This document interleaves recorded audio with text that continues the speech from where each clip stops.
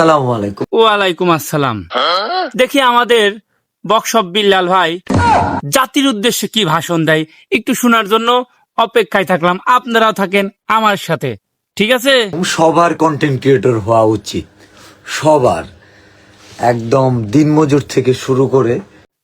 আমিও জানি দিন মজুরদের কন্টেন্ট ক্রিয়েটর হওয়া লাগবে, কারণ দিন মজুররা যদি কন্টেন্ট ক্রিয়েটর হয় ওরা তো ভালো ভালো কন্টেন্ট করে পারবি না নে।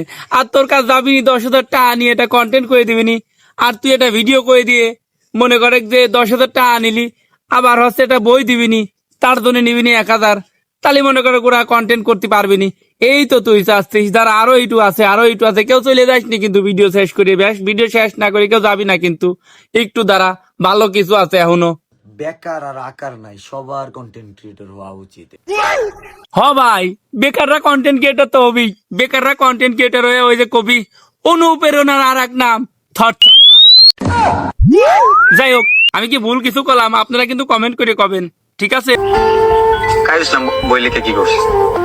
রবীন্দ্রনাথ কি করছে? আপনার কিসের সাথে কি মিলান? তো গাইস, আমি আপনাদের দেখালাম আজকে থটছব্বাল, এই গাছে উঠতে যা ছিঁড়ে গেছে আমার পাছার ছাল। 2 লাইন কবিতা কয়া হইছি বেশে কবি, এই দেশে যত কবি রয়েছে সবাই দেখে আমার ছবি। আমি হলাম থটছব্বাল। তো গাইস, ছোট্ট এই ভুনা খিচুড়িটা আপনাদের কাছে কেমন লেগেছে অবশ্যই কিন্তু কমেন্ট করে জানাবেন।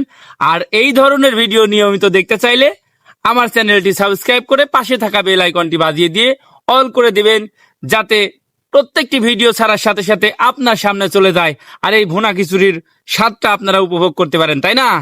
আর যদি ফেসবুক থেকে আমার এই ভিডিওটি কেউ দেখে থাকেন তাহলে অবশ্যই আমার পেজটিকে ফলো দিয়ে অল করে দিবেন, যাতে প্রত্যেকটি ভিডিও সবার আগে আপনার সামনে চলে যায়।